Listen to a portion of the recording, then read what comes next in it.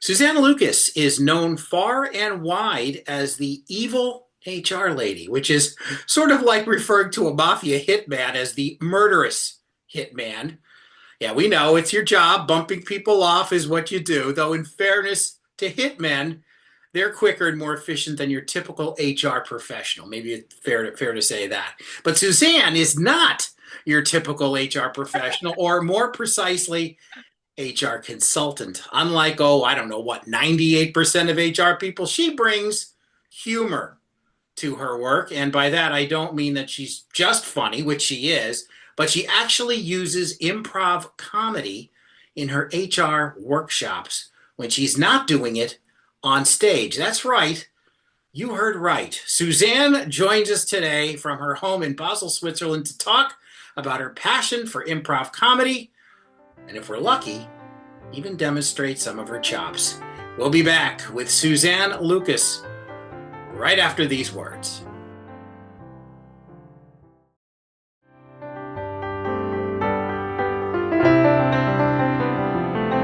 Here we are back on the Talent Show. I'm Tom Alexander, and my guest is Suzanne Lucas. She's talking to us all the way from Basel, Switzerland. Suzanne, welcome. Thank you so much. I'm happy to be here. It is great to have you, and I have to ask, now you've been in Basel for almost 15 years. Where were you before, and what drew you there? What keeps you there? Well, it depends on how much drama you want to know. Uh, I've been here for actually almost 16 years now. In April it'll be 16. yeah. I came with my then husband, he's now an ex, husband's job. He got a 2 to 3 year contract with a pharmaceutical company here, and so who's going to turn down a chance to move to Switzerland, right? So off we came. And what kept me here is a treaty called the International Treaty on Child Abduction. Huh. So when we separated, I wanted to take the kids and go back to the United States. And international law says, which is a good law, I'm not upset about the law existing. It's a good law that both parents have to agree or you stay where you are. And Oh. so my ex wanted to stay here. And so I was stuck and I started my countdown until I could move when my baby turns 18, which is in a year and a half now. But that was when I started getting involved in improv. And I learned this concept of yes and, which is you accept whatever is thrown at you and build on it. So I said, oh, okay, I'm stuck here. There's nothing I can do about it. Well, I could leave, but I'd have to leave my kids, and I didn't want to leave my kids. Yeah. Um, so I'm gonna build a life. I can't leave, so I'm gonna build a life, and I built one, and it's fabulous. So now I don't know if I'll leave when my youngest turns 18. Wow, you love it that much. And I do. It's fantastic here. yeah, and you and I were chatting a little bit just beforehand, and you'd mentioned, now for those folks, for those geography buffs, or maybe even not necessarily buffs, but people who aren't maybe aware exactly where the town of Basel is. First of all, I believe it's third largest city in the country, behind. It it might be. It might be second, but Okay, it's definitely behind Zurich. I'm not sure how big Geneva is, yeah, but it's Basel, Zurich, and Geneva are the three top, and I'm not quite sure where they fall. I should look. right. Well, and we were joking. We say it's in the tri-state area. I mean, in That's this right. case, the tri-state area is France, Germany, and Switzerland. The three languages, of course, that are prominent in Switzerland are German, French, and Italian. Italian. But you said you speak a little bit of German. I speak German. I learned German when I moved here, and I mean, I speak enough German. No one wants to hear me speak German, but I do speak. I speak, for those of you that know how the language system works, I speak at a B2 level, but with a really bad accent. So um, Hey, you're my trying, you get out there, you could, if you get lost, you could find your way. If to order food, you can order food. You're you know, okay. I can order food in any language. There you I've go. I've become Very Ter- good at food ordering all over the world. Terrific. Now, I don't believe I got to say, I don't think I've ever heard anyone refer to Basel as the Borscht Belt of Middle Europa. Um, um, and I guess where you are, do we have strudel or croissant? But We have yeah, both. both. How is the comedy scene in Basel? You know, the international comedy scene is quite amazing, and it hasn't always been. Um, so there's two different types of comedy. You have your stand-up and your improv. Yeah, And in the past 5 years, 5 years ago-ish, 5-ish years ago, we started doing English speaking improv in Basel. And then there's two other German speaking improv teams, the Impro Lab and Impronauten, who are just delightful people. And all of us are growing. Actually, the English speakers, we have a show tonight. And then the stand-up comedy scene, about 4 or 5 years ago, I guess four, a comedian by the name of Teddy Hall, who's half Swiss, half Scottish. Uh, in the pandemic, he was living in London. Of course, everything shut down. He came home to Switzerland and he's like, there's no comedy scene here. And he said, I'm going to start one. And by golly, he did it. And one of the things he did is he said, I need other comedians. And so he started giving free stand-up workshops. And with that, he has built this amazing comedy scene here in Basel. It's an English speaking comedy scene, which you might think, oh, that seems odd. But if you want to do anything outside of your small linguistic area, you got to speak English. yeah, And so there's a limit to how far you can go if you're doing comedy in Germany. You're limited to Switzerland, Germany, and Austria. If you speak English, you can do comedy anywhere in the world. So it's really a robust comedy scene, all different sorts of stuff going on. It's amazing. It's an amazing place. yeah, yeah. And you mentioned about some of the improv is in German, and I'm reminded of some of the joke that Mel Brooks said. The big German book of comedy is 3 pages long. But but you power through. How did you get into? I know you sort of mentioned that you had to learn improv with the whole situation with your child and sort of staying in one place and curves thrown at you. So that informed being improvisational or extemporaneous. But how did you actually get into improv comedy?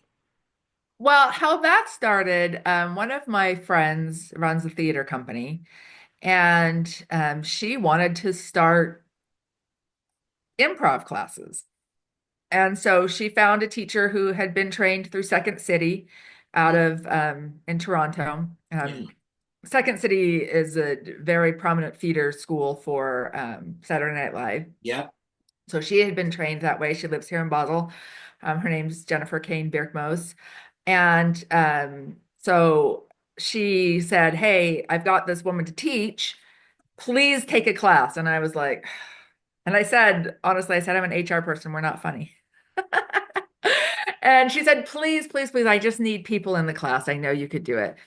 And so I started the class because I'm a nice person who wanted to support my friend. And it turned out to be the best decision. Like I said, the whole concept of yes and, which is taking what's been thrown at you and building on it, just resonated so much with me, not only on a personal basis, because like I said, I didn't want to be here. yeah, The court said you have to stay unless your ex-husband gives you permission to take the kids back to the United States. And so, but it also within HR, so many people think HR is super powerful. Oh, the HR lady said this. The HR wouldn't let me fire them. The HR person made me fire them. The HR person is the reason why you don't have that increase. None of that is true. None of that is true. HR doesn't have that kind of power. You know who determined what the increased budget was? Finance did. But Yeah. nobody ever says, oh, finance said I couldn't have a big raise. They blame us, right? So within HR, we have to spend a lot of our time building on decisions that other people have made. One of the things that's been really fascinating to me is watching this return to work thing that CEOs are pushing. And when you have HR fighting back, when Yeah. you have other leadership people fighting back, what happens is this disaster because the company becomes very divided. What a good HR person will do is behind the scenes say, here's my concerns, A, B, C, D, E, F, whatever. But once the CEO has made the decision, HR needs to be on board 100%. And they Mm. need to build on it from there. And if you can do that, then you can build a great company culture. But if you're fighting against that, if you're saying no, but instead of yes, and, it just is very, very destructive to the company. So Yeah. all of those things work together, and I was like, oh, this is where I belong.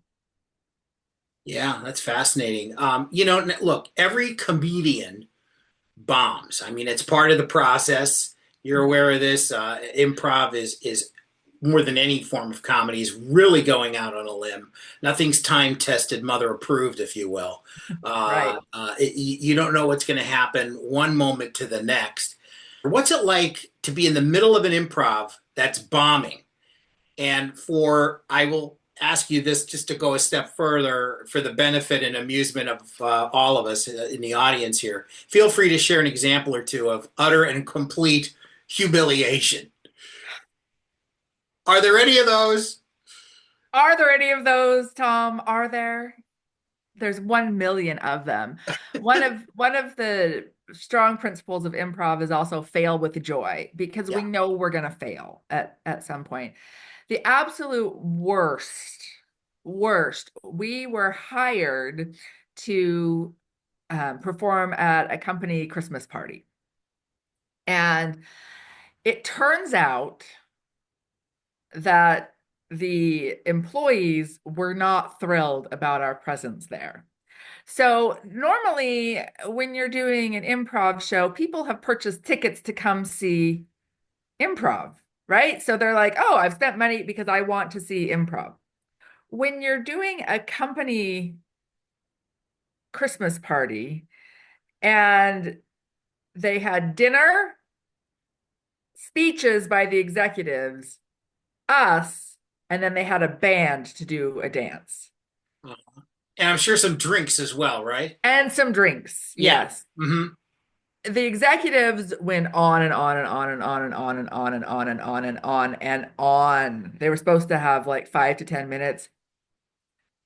Everybody was like done. And so we're up there trying to pull things out of the audience. And one of the skits that we were doing is you go around the audience before and have them write down words or phrases on a piece of paper.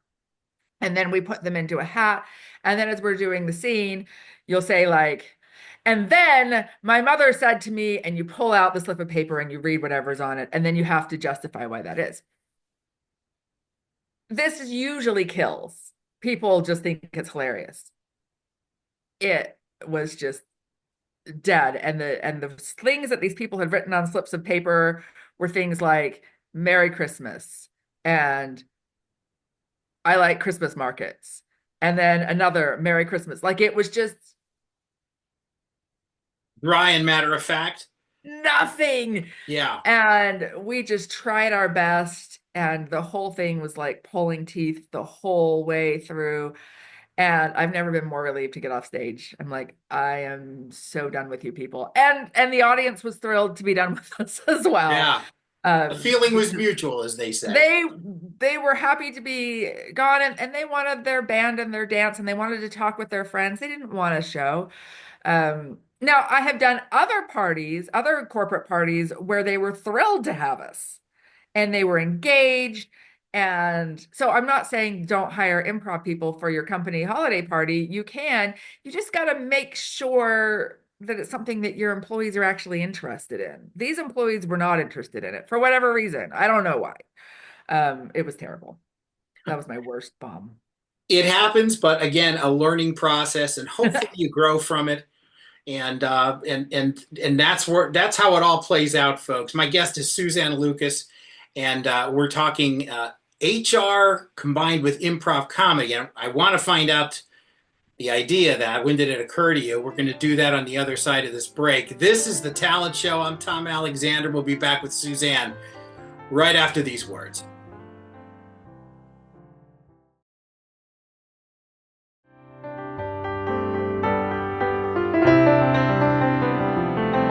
Back on the Talent Show, I am with Suzanne Lucas today, and we are talking HR and improv comedy.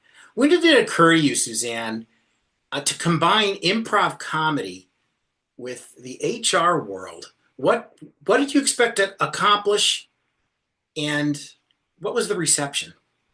Well, as I said, I started to see these parallels with the building on the yes and some other principles of improv comedy are those of service, where your goal as an improv comedian is to make it as easy as possible for your scene partner. Yeah, So to do that with an improv, we use big hand gestures, we use over exaggerated emotions. We don't say, "Oh, what did you do last weekend?" You say, "I cannot believe you ran off and got married last weekend, Tom, for this woman you've known for a week. What were you thinking?" Like, because if I say, "What did you do last weekend?" this puts all the pressure on you, right? You have to come up with something. But if I say, "I can't believe you ran off and got married to a woman you've known for a week," then you can build on that and be like, "Well, yes, but she was so beautiful," or whatever, and right. build on those things. Um, those things are very integral to how HR functions. So if you come to me as your HR person and say, "Hey, Suzanne, my boss is sexually harassing me."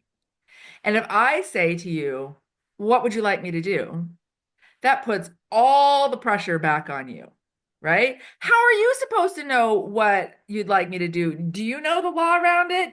Do you know what company policy is? Do you know what the options are? Probably not. And so instead, I say, "Okay, I can do A, B, or C, or this is what I'm going to do." Some things, oftentimes when people report stuff to HR, they're like, "I don't want anybody to get in trouble. I just wanted you to know." Well, speaking from a US perspective, because even though I'm in Switzerland, my target market is the US, my clients are all US based. Yeah, Um, Once I, as an HR person, know about it, I have to act. That's the law. I have to act, or the company becomes liable. So if you come to me and say, "Hey, my boss is sexually harassing me," I have to do something about it. And so even if you say, "I just wanted you to know, I didn't want anything to happen," I can't. So I need to tell you, "Okay, so this is what's going to happen. I'm going to do some investigation. And if your boss is a senior person, I'm going to hire someone from the outside to come in and do that. Um, or I'm just going to tell you whatever is going to happen." This is an act of service. I'm making it easier for you. So often we feel like we're making things easier when we give people, the ability. "Well, what do you want me to do about it?" "I can do whatever you want." Well, they don't know what the options are. And so I immediately saw these connections. And like I was saying with my improv instruction, Jennifer Kane, she's not just a Second City trained improver, she's also the CEO of a tech company. Um, and she had been using these principles with her staff for years. And so I was able to learn from her and work with her to help develop some of the things that I teach and do. She's on a business side, I'm on an HR side. And it was really great to put that all together. And so now when I train HR people, when I speak at conferences, I will always incorporate some sort of improv into it because it's such a good foundational principle for how we as HR professionals should operate. very interesting. Very interesting. some of the scenarios you present in workshops, I'm sure they vary, and I'm wondering if maybe you and I might be able to play one or two of these out. If you were going to try to get me to go into a little bit of a improvisation, comedic improvisation with you, how would we start? Well, there are several things that I do in if I'm doing a conference as composed to a workshop because they're different things. Being on the stage, giving a speech versus being in a group where I'm going to make you do exercises. I always bring people up on stage though. So one of the things that I do, which I'm not going to make you do here, is we'll tell a story one line at a time. I'll get a group of people to tell a story one line at a time. And you have to start every sentence with yes, but. So I say, Jane went to the store, and you say, yes, but the store was closed. And then I say, yes, but she was out of milk. And you just go on with the story. And then we'll flip it and do another story, but instead of saying yes, but we say yes, and. And when you see that difference, what happens is nothing ever happens with the yes, but. You're always stuck, right? Because you can't move forward because anything you try, the next person's going to butt it. Yes, but, Jane really needed, milk. Yes, but they were out.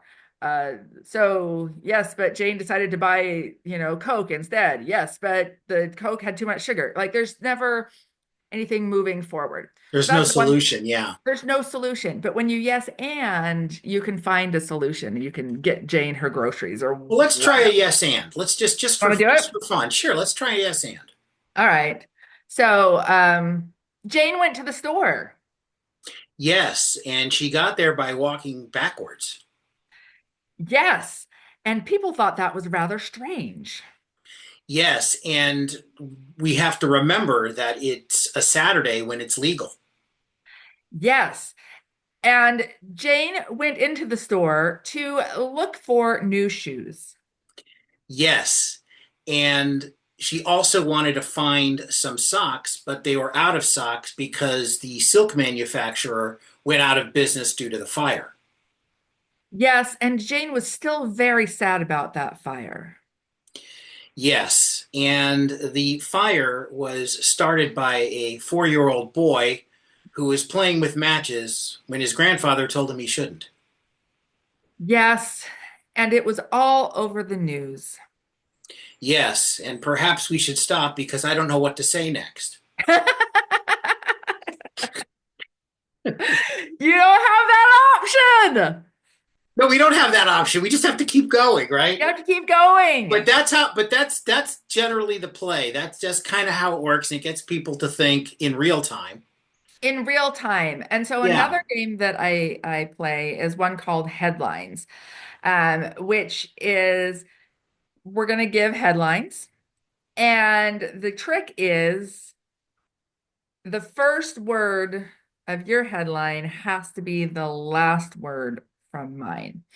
And the reason why we do this is because when we communicate as humans, we spend most of our time while we're talking thinking about what we're going to say next rather than listening to what our companion is saying. And by forcing you to start with their last word, it forces you to actually listen to what the person you are talking with is saying. And this is a really good technique for HR and management leadership to stop and listen to what other people are saying. You've probably heard of this active listening where they're like, you're supposed to say, so what you're saying, Tom, is that. And I find that to be so incredibly condescending. It Yeah. just grates on me. But if I instead am just waiting until you're done to start thinking. Now, if I was trying to do this surreptitiously in a meeting, I wouldn't start with your last word, but I would force myself to start with the last letter of your last word. So it makes me Oh, went all the way through, but also gives me that flexibility. But let's do a yeah. headlines thing. So I'm going to give you a a headline which is scientists find sparkling water to be the best source of hydration. Hydration is overrated. I prefer to live a dry life. Life or work? Do they really have to be separate? Separate is for food groups. Food groups, I don't know what the hell I'm saying.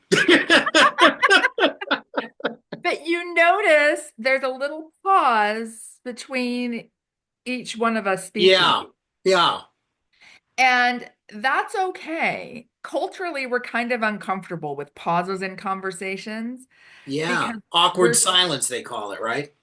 you're right, because we're so used to thinking about what we're going to say while the other person is speaking. Yeah.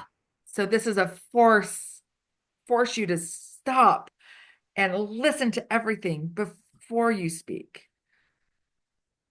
It does make you do that. And it's funny because I just had a self-realization in that moment, All right. in doing this with you, this exercise. Um, I play jazz piano, and Awesome. when I play, a tremendous amount of it, 80%, is improvised, and I can improvise all day long when I'm behind a keyboard.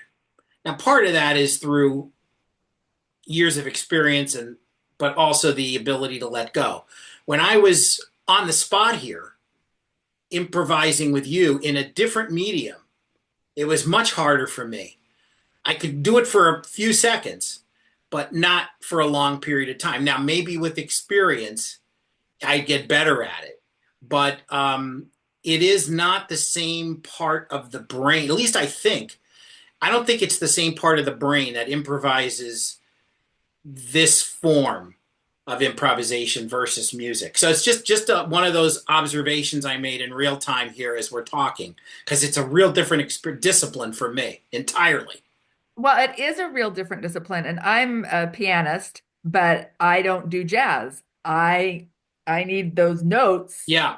in front of me. I'm a really good sight reader, so I can play. And when I say really good, I mean I'm a terrible pianist, but I'm good at sight reading.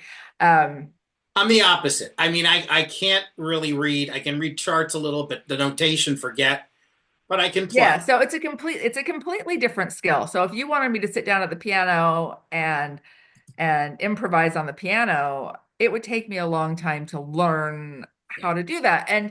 And like you said, you can maybe read the note charts and you know what chords go together. Like I never learned all of that technical stuff. I learned to look at a page and reproduce it with the Right. keyboard. Right. And could I learn to play jazz piano? Absolutely. Could you learn to do improv comedy? Absolutely. It is all about stretching your brain. Um, I teach improv comedy now as well, not just from an HR standpoint, but just a, a basic improv classes. And almost everybody that takes my class is doing it not because they want to be an improv comedian. They're not doing it to be on the stage.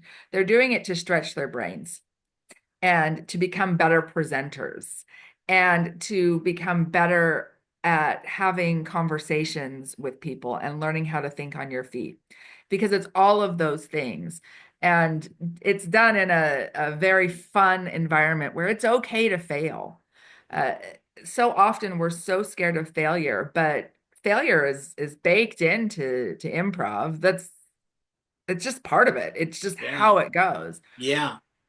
Well, I've seen stories many times about on Saturday Night Live where they'll do dress rehearsal and something a bit will kill in dress rehearsal, and then when they do it on the live show, it fails, or vice versa. They've Or had vice stuff that versa. just kills in dress and then just bombs horribly when it's on the air. So you never know. It could be the audience, it could be the moment, what's in the air, whatever happens. It could just be one person gets off rhythm a little bit, and it just throws the whole thing into the grinder. You just never know. But we do want to ask you one more question. We've got to take a quick break first. This is the Work Defined Podcast Network, and you're watching and listening to The Talent Show. My guest is Suzanne Lucas. I'm Tom Alexander. Back in just a moment.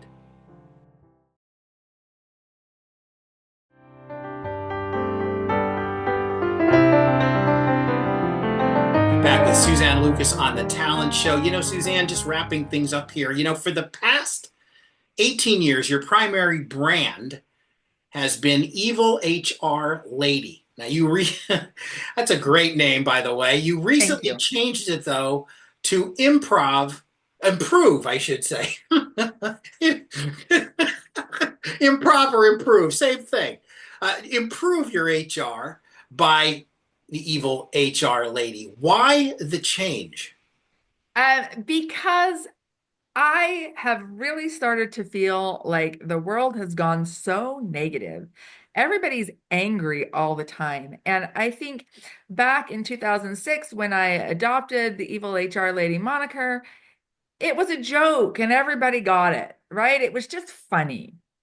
And it is still funny. And I am a huge fan of funny, as you know. But I really started to feel like so many people are just so miserable. And a lot of times they're miserable because they refuse to accept what's going on and building on that.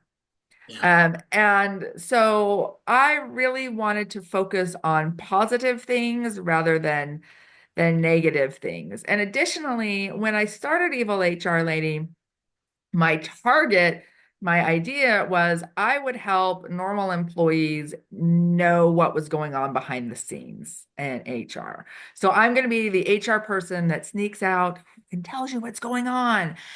Um, I've changed, and now my focus is on training HR people. yeah, And I still love to explain what's going on to normal employees. But my main focus now is to help other HR people succeed in what they are doing. And so I really thought that the improve your HR really built on that. Plus, then it also goes with the improv your HR, which I also do, which is the focus on improv comedy within an HR environment. yeah, yeah. And I'll tell you, I think this has a very interesting either book or web series or something, queued up for you because it's fascinating, and I think more people, more HR folks, can certainly benefit from this because it does have the reputation, if you will, being a tad dry, and doesn't actually come power packed with humor and jokes and levity. So it's probably a good idea that maybe more than just a very small percentage of folks tap into this great resource that you're providing. I think we got to get more people following the Suzanne Lucas model here. Absolutely. They should definitely, more people should follow me. Invite me to come speak at your conference. I have a passport. I know how to use it. So I'm willing to go anywhere. I'm negotiating right now a speaking gig in Australia, which I Wow. hope goes through, but I'm afraid my price is too much for them. Just because Uh, I'm like, listen, if I'm gonna fly all the way to Australia, I gotta have a business class ticket. oh well, I listen, fly that's a coach that's a to schlep. You need to be in business for that one. That's what I say. I fly to the US coach all the time. That's not a big issue. I mean, if you want to pay for a business ticket, I'm happy to come on a business ticket. But I was like, I can't go all the way to Australia and Yeah. coach. Not to show up and then be able to speak. It would take me 4 days to recover, right? But I'm happy to speak at people's conferences. I'm happy to communicate. You can follow my Improv Your HR newsletter on LinkedIn. You can join my Facebook group, which is Improve Your HR. If you're an HR professional, we do screen. And there's always my website, evilhrlady.org. evilhrlady.org. There you go, folks. Plenty to learn, plenty to absorb, and plenty to laugh about, hopefully. And that's Absolutely. important. Humor is important. As they once said years ago, laughter is the best medicine. And I wholeheartedly agree. Music's there Absolutely. too. I would put music right there as well. Suzanne, we really appreciate it. Thank you so much for your time. Thanks so much for having me. It's been super fun. Suzanne Lucas, there she is, the evil HR lady herself. I don't think she's too evil. I think she is the what was the opposite of the wicked, the good witch of the north, The good witch remember? of yeah, the Or the good witch, was she good the witch from the from this the what, north. Yeah, good witch of the what, north. where was she? Where was she on the I map? don't I know. don't. Well, she Wicked Witch wasn't of the the Wicked Witch West. of the West. That I know that much. But Glenda, well, that was her name. I had to think. With the Wicked movie out now, I had to figure out what the. I'm just going back to the Land of Oz. Anyway, Exactly. there she is, Suzanne Lucas. Suzanne, thanks so much, and hopefully we'll see you again sometime soon. Hopefully. And I guess in the language that's near and dear to your heart, Auf Wiedersehen. Auf Wiedersehen. Genau. This is the Talent Show. I'm Tom Alexander. Thanks for listening. Thanks for watching. We'll see you again soon. So long, everybody.